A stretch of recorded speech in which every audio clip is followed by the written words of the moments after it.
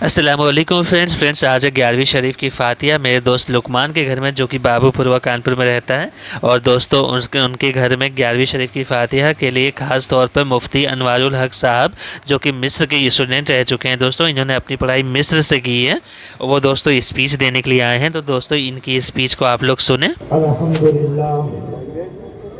الحمد لله رب العالمين والصلاة والسلام على صحبة المصطفين الأخيار وعلى آله وأصحابه النبي المختار، أما بعد، فقد قال الله تبارك وتعالى في القرآن المجيد والفرقان الحميد، أعوذ بالله من الشيطان الرجيم، بسم الله الرحمن الرحيم، ألا إن أولياء الله لا خوف عليهم ولا هم يحزنون الذين آمنوا وكانوا يتقون لهم البشرى في الحياة الدنيا وفي الآخرة، صدق الله العظيم، وبلغنا رسوله النبي الأمين المتين الكريم، ونحن على ذلك لمن الشاهدين والشاكرين، والحمد لله رب العالمين۔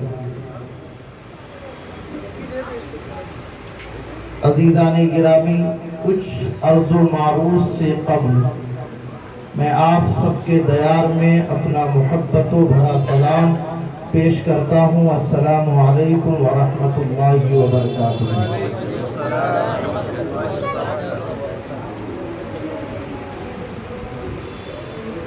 آپ لوگ بارگاہ غوثیت مآب میں خراج عقیدت پیش کرنے کے لیے جمع ہوئے۔ یقیناً جو انتظامات صاحب خانہ کی جانب سے آپ کے لیے ہیں وہ ہیں، لیکن جب اللہ اور اس کے رسول کے ذکر کی محفل میں بیٹھا جاتا ہے تو خاموشی تو ہونی چاہیے، لیکن خاموشی کے ساتھ ایک ذکر ہوتا ہے جس کو سبحان اللہ اور الحمدللہ کہا جاتا ہے۔ یوں تو انسان ہمہ وقت گناہوں میں سرمست ہے، یہی کچھ لمحات ملتے ہیں جو نیکیوں کے ہوتے ہیں، اور ان لمحات کو بھی اگر انسان ضائع کر دے تو اس سے زیادہ محروم القسمت کوئی نہیں ہو سکتا۔ تو کم از کم سبحان اللہ اور الحمدللہ تو آپ لوگ کہہ سکتے ہیں، نوٹ کی ضرورت نہیں ہے، اپنے ہونٹ ہلا کر صرف اللہ اور اس کے رسول کی بارگاہ میں اپنے حاضر ہونے کا ثبوت پیش کرے۔ اور یہ بخاری شریف کی حدیث ہے۔ کس کی حدیث ہے؟ بخاری شریف کی۔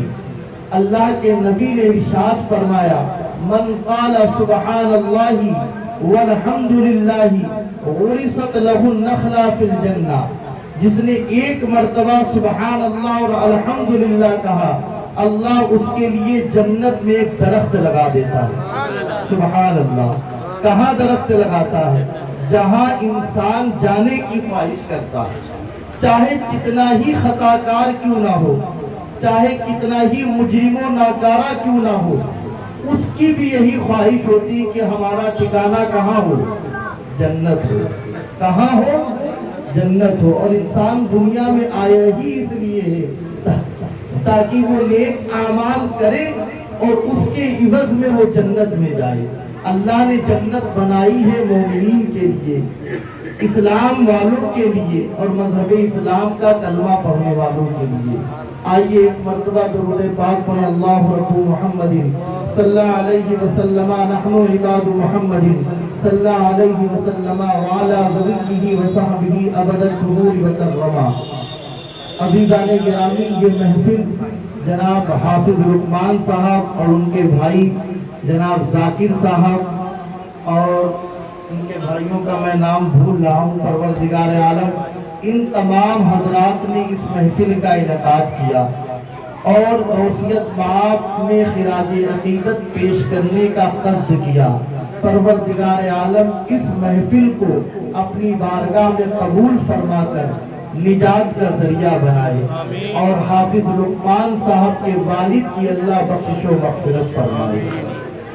اور منبر نور پر دیکھ رہے ہیں آپ ایک بہت اچھے حافظ قرآن اور عامل قرآن حضرت حافظ و قاری سرفراز صاحب قبلہ رضوی محتمم مدرسہ چشتیہ غریب نواز، جو الحمدللہ پوری جافشانی کے ساتھ اور پوری اپنی قوت اور توانائیوں کو صرف کر کے بچوں کے درمیان میں قرآن کی تعلیم کو عام کر رہی ہیں۔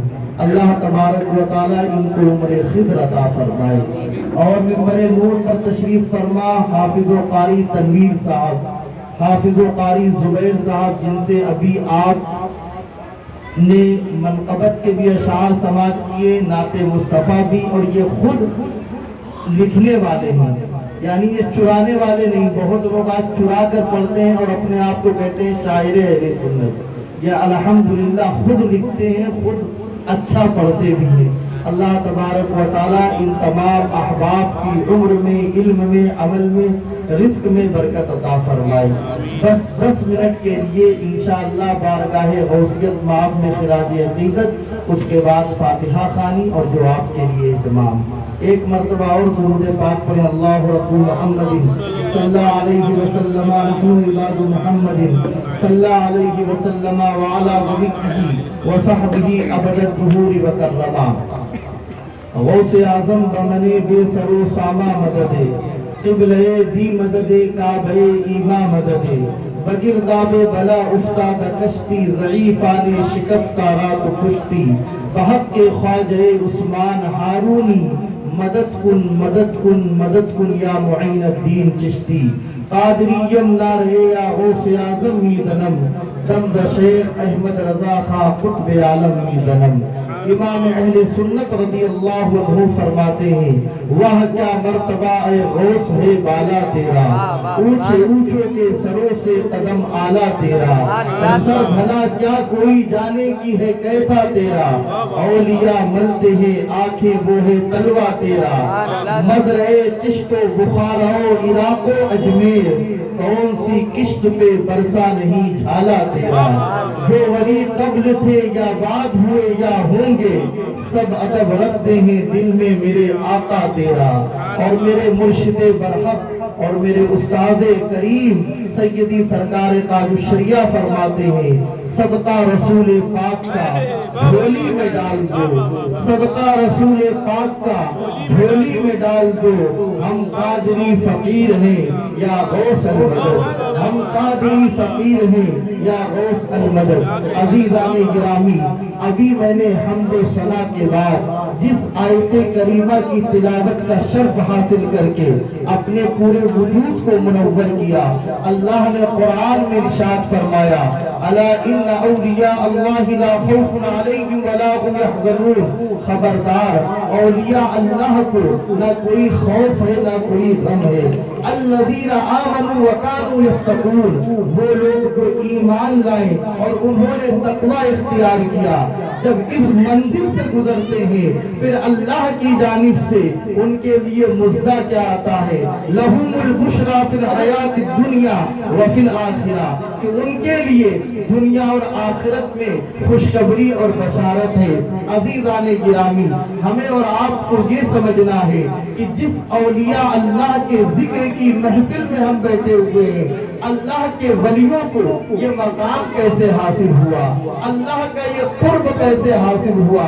آج پوری دنیا میں حضور سیدنا غوث اعظم رضی اللہ عنہ کی بارگاہ میں خراج عقیدت پیش کی جاتی ہے، لیکن انسانوں نے شاید غوث اعظم کو ایک عام فقیر کی طرح سمجھ لیا ہے، یا یہ سمجھا جو آج کل کے بازار میں پیر ہیں اسی طریقے سے وہ بھی دعا تعویذ والے ہیں، یا وہ بھی گنڈے والے ہیں، یا وہ بھی جھاڑ پھونک والے ہیں۔ اگر غوث اعظم کی سیرت پڑھیں گے تو غوث اعظم سے بڑھا کوئی محافظ ناموس رسالت کا پہرے دار نہیں تھا۔ جہاں غوث اعظم رضی اللہ عنہ کی سیرت میں بے شمار کرامت ہے، کرامت اس طریقے سے ہے کہ کئی دفاتر کم پڑ جائیں گے اگر بارگاہ غوثیت مآب کا ذکر کیا جائے اور ان کی کرامتوں کو ذکر کیا جائے، لیکن غوث پاک ایک ولی کامل تھے، بے شک اللہ کے برگزیدہ بندے تھے، اس میں کوئی شک نہیں ہے، لیکن وہ ایک محافظ ناموس رسالت کا بھی نام ہے۔ غوث اعظم رضی اللہ عنہ صرف پیر نہیں تھے بلکہ وہ اپنے وقت کے ایک عالم ربانی بھی تھے، اپنے وقت کے ایک مجتہد مطلق بھی تھے، اپنے وقت کے ایک فقیہ اعظم بھی تھے، اور اپنے وقت کے شہر بغداد کے مفتی اعظم بھی تھے، اور اپنے وقت کے ایک مائے ناز مصنف بھی تھے۔ غوث اعظم رضی اللہ عنہ کو آج دنیا نے صرف کرامت کے حوالے سے جانا ہے۔ کرامت جو ہوتی ہے وہ ظاہر سی بات ہے، وہ حقیقت پر مبنی ہوتی ہے، لیکن بزرگوں کو ان کی کرامت سے نہیں جانا جاتا ہے بلکہ ان کے کارناموں سے جانا جاتا ہے، ان کے دین متین کی خدمت سے جانا جاتا ہے۔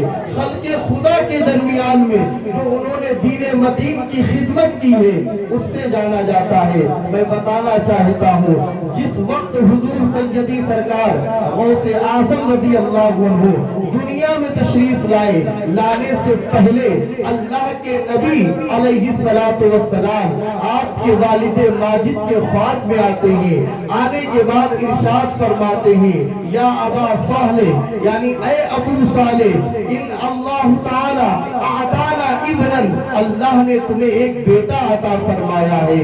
اور غوث اعظم کے بارے میں فرما رہے ہیں میرے آقا وہوا ولی جن، وہ میرا محبوب ہے، وہ میرا دوست ہے، وہ محبوبی اور میرا پسندیدہ ہے، وہ محبوبۃ اللہ تعالی، اور وہ اللہ کا بھی محبوب ہے۔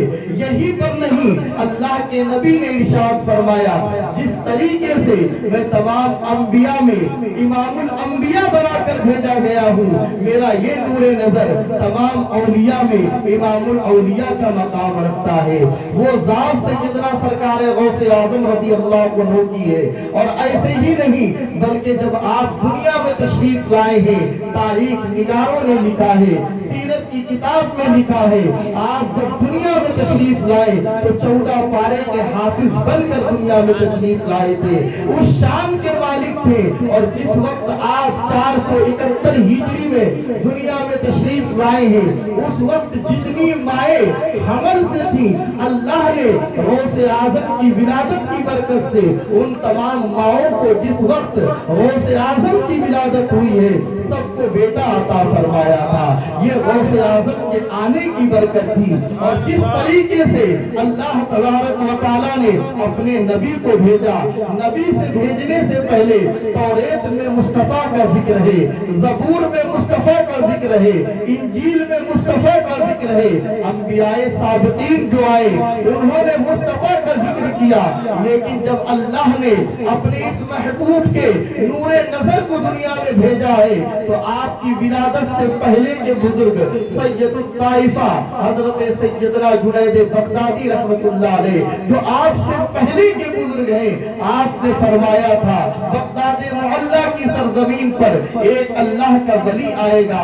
آپ نے اپنے مریدین کو اکٹھا کیا، کہا میں اس وقت نہیں رہوں گا لیکن اس کا ایک فرمان ہوگا، جس وقت وہ بغداد کے منبر پر چڑھے گا اور وہ یہ فرمائے گا قدمی حاضی علی رکبت کل ولی اللہ، کہ میرا یہ قدم تمام اولیاء اللہ کی گردن پر ہے، تو میں آج ہی سے اس کے اس فرمان پر اپنی گردن کو جھکاتا ہوں۔ اسی لیے میرے امام نے فرمایا تھا جو ولی قبل تھے یا بعد ہوئے یا ہوں گے سب ادب رکھتے ہیں دل میں میرے آقا تیرا، سب ادب رکھتے ہیں دل میں میرے آقا تیرا۔ حضور سیدنا غوث اعظم رضی اللہ عنہ کی ہم اور آپ جو محفل کر رہے ہیں، ہم اور آپ یہاں پر محفل کر رہے ہیں، لیکن ہم نگاہوں میں غوث اعظم رضی اللہ عنہ کے ہیں، کیونکہ میرے غوث نے ارشاد فرمایا اپنے قصیدے میں فرماتے ہیں نظرت الی بلاد اللہ جمعا کخردلۃ علی حکم اتصالی،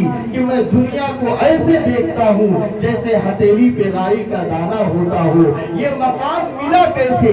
کبھی آپ نے تنہائی میں سوچا کہ غوث اعظم رضی اللہ عنہ تو جب دنیا میں تشریف لائے تو 14 پارے کے حافظ تھے، آپ کے آنے سے پہلے آپ کی ولایت مشہور ہو چکی تھی، آپ کے آنے سے قبل تمام तमाम औलिया अल्लाह आफ्ताब ने आपका जिक्र किया, लेकिन दुनिया में आने के बाद गौसे आजम रज़ी अल्लाह अन्हु को ये तमाम मनासिबे जलीला थे, लेकिन उसके बाद आपकी इबादत का ये आलम था कि आपने ईशा के वजू से 40 साल तक ईशा के वजू से फजर की नमाज अदा फरमाई थी। ये जात गौसे आजम की थी। और आपने 15 साल तक एक पांव पर खड़े होकर पूरे कुरान की तिलावत फरमाया करते थे, यानी कि अल्लाह का कुर्ब ऐसा हासिल था। और आप फरमाते हैं कि परवरदिगार आलम ने मेरी जात पर कश्फ के 70,000 हिजाबात खोल रखे हैं। अगर मैं एक पर्दा हटाऊं तो जमीन से आसमान तक का मुआयना कर लूं।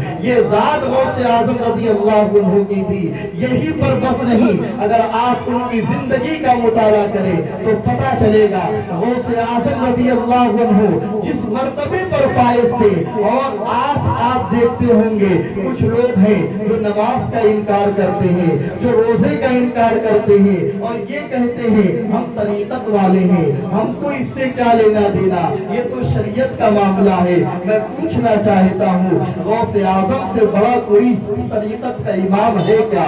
गौसे आजम से बड़ा कोई शरीयत का इमाम है क्या? गौसे आजम रज़ी अल्लाह अन्हु जिस वक्त इबादत कर रहे थे उस वक्त बादल का एक टुकड़ा नमूदार होता है, आने के बाद उसकी रोशनी फैल जाती है और फैलने के बाद उस टुकड़े से एक आवाज आती है, ऐ अब्दुल कादिर जीलानी, अब तुम्हें इबादत करने की जरूरत नहीं है, अब तुम्हें जिक्र करने की जरूरत नहीं है, अब तुम्हें अल्लाह की तस्बीह करने की जरूरत नहीं है, अब तुम्हें नमाज पढ़ने की जरूरत नहीं है। गौसे आजम रज़ी अल्लाह अन्हु फौरन समझ गए ये शैतान का मक्र हो सकता है, ये शैतान का फरेब हो सकता है, ये शैतान का दज्ल हो सकता है। तो आज जो लोग नमाज से दूर हैं अपना मुहासबा करें कि हम पे शैतानियत तो गालिब नहीं आ गई।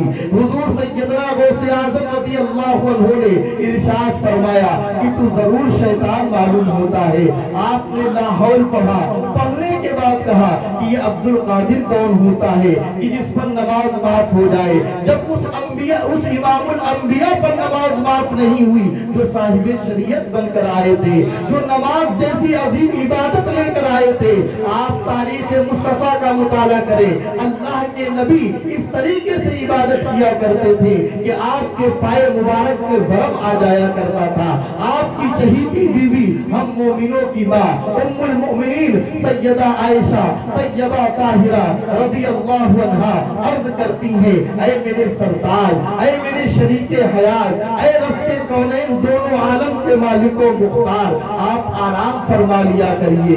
तो मेरे नबी ने इरशाद फरमाया, ऐ आयशा, क्या मैं अल्लाह का शुक्रगुजार बंदा ना बनूं? क्या मैं अल्लाह का मुकर्रब बंदा ना बनूं? तो जिस नबी ने नमाज बुलाए, तमाम इबादत जिस हबीब के सत्ते में मिली, जब उस पर नमाज माफ नहीं तो आज के जाहिल सूफी पर कैसे नमाज माफ हो सकती है? ये शैतान का मक्र है, ये शैतान का फरेब है, ये शैतान की चाल है, ये शैतान का धोखा है। नमाज तो किसी हालत में माफ नहीं है। अगर नमाज माफ होती तो करबला में माफ होती।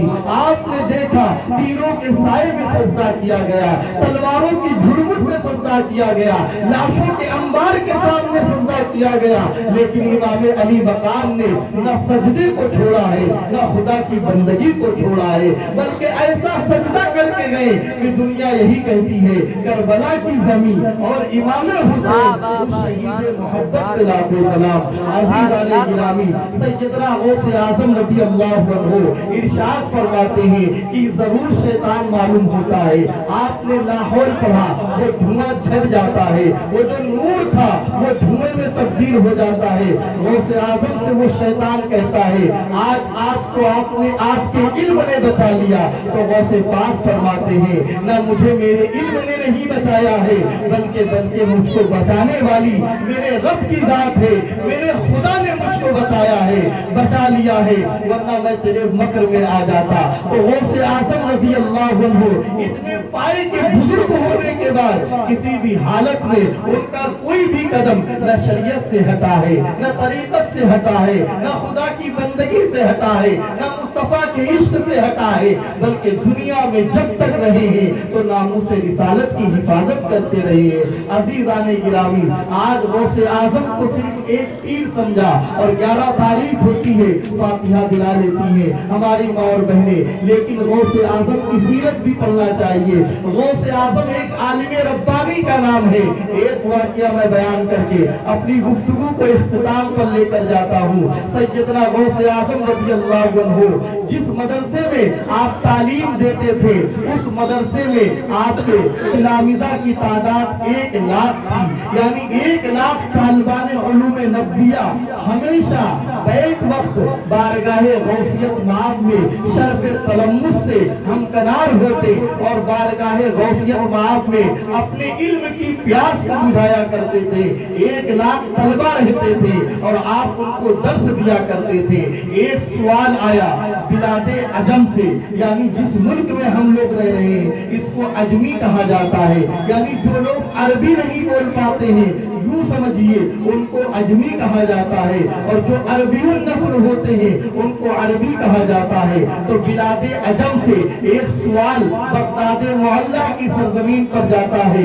جانے کے بعد تمام مفتیان اکرام اس سوال کو دیکھتے ہیں اور پریشان ہو جاتے ہیں۔ سوال یہ تھا کہ ایک شخص نے یہ نظر مانی تھی اور اس نے یہ قسم کھائی تھی کہ میرا یہ کام پورا ہو جائے گا تو میں اللہ کی عبادت کروں گا، اور ایسی عبادت کروں گا کہ اس عبادت کے وقت دنیا میں کوئی عبادت نہ کر رہا ہو، یعنی میں ایسی عبادت کروں گا کہ اس عبادت کے وقت اور وہ عبادت میں کوئی دوسرا شریک نہیں ہوگا، کوئی دوسرا عبادت نہیں کرے گا، اور اگر میں ایسا نہ کر سکا تو میری بیوی کو 3 طلاق ہے۔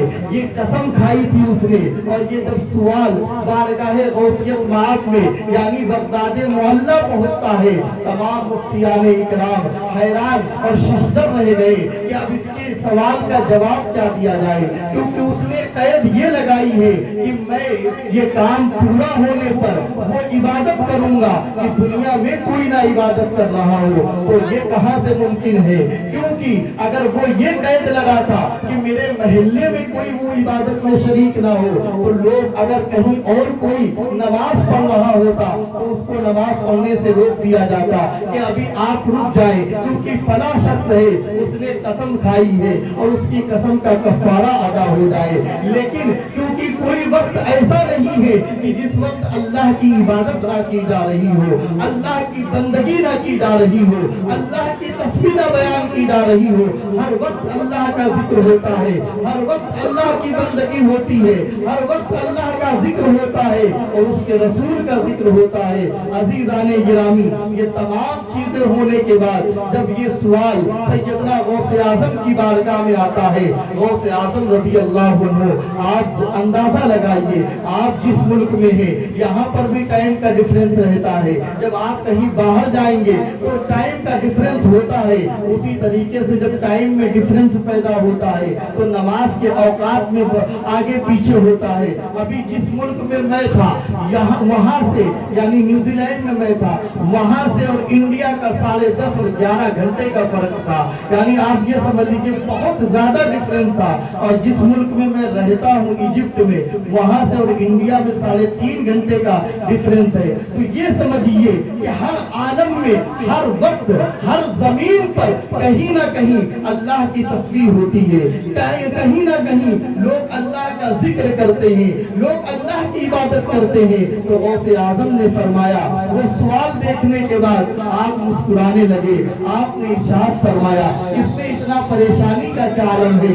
یہاں غوث اعظم رضی اللہ عنہ کا علم دیکھیے اور یہ دیکھیے کہ جہاں غوث اعظم رضی اللہ عنہ طریقت کے امام تھے وہیں آپ شریعت کے بھی امام تھے، ایک عالم ربانی تھے۔ غوث اعظم نے فرمایا کہ اس میں پریشان ہونے کی ضرورت نہیں ہے، اس شخص کو کہو جا کر کہ وہ سیدھے حرم شریف چلا جائے، جانے کے بعد مطاف کو خالی کرا لیا جائے، خالی کرانے کے بعد وہ وہاں پر حرم شریف میں طواف کرے، وہاں عبادت کرے اور حرم شریف کا طواف کرے اور وہاں کی زیارت کرے، کیونکہ حرم کے علاوہ دنیا میں کوئی دوسرا کعبہ نہیں ہے۔ وہ حرم میں طواف کرے گا، وہ تنہا طواف کرنے والا ہوگا، حرم میں عبادت کرے کرے گا وہ تنہا عبادت کرنے والا ہوگا، وہ صفا مروہ کی سعی کرے گا وہ تنہا سعی کرنے والا ہوگا۔ کہیں دنیا میں دوسری جگہ نہ حرم ہے، نہ اللہ کا بیت اللہ ہے، نہ صفا اور مروہ ہے،